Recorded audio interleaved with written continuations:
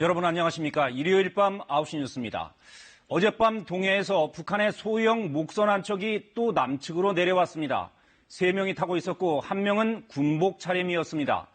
북한군의 고기잡이배 이른바 부업선으로 추정되고 있는데 군은 이례적으로 이 배를 예인해 조사하고 있습니다.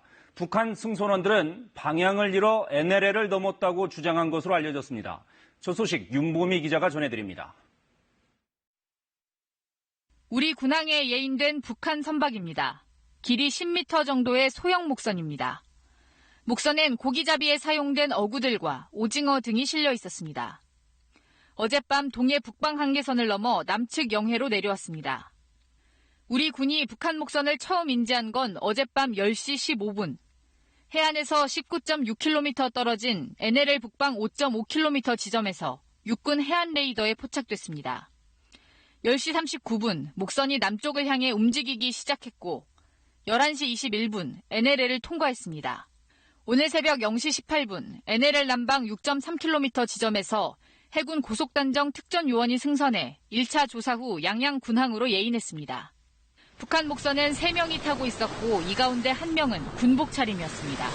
배엔 고유 식별 번호가 표기되어 있는데 우리 군은 이를 근거로 북한군의 고기잡이배 부업선으로 추정하고 있습니다.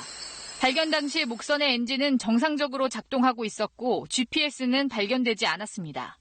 북한 목선 승선원들은 항로를 이탈했다며 방향을 잃어 NLL을 넘었다고 진술한 것으로 전해졌습니다. 또 귀순 의사를 묻는 말엔 아니요, 일 없습니다라고 대답했습니다. 하지만 군 당국은 추가 조사가 필요하다고 보고 목선을 우리 군항으로 예인했습니다. 일단 북한군 소속의 부업선이고 승선원 중 1명이 군복을 입고 있었기 때문입니다. 또 목선이 처음 포착됐을 때 NLL 인근 북한 수역에 다른 어선이 없었던 데다 육지 쪽 불빛이 보이는데도 정남 쪽으로 움직여 내려온 이유도 더 확인해봐야 한다는 겁니다. 이에 따라 군 당국과 국정원 등 관계기관들은 북한 목선이 NLL을 넘어온 경위와 대공 용의점 등을 확인하고 있습니다.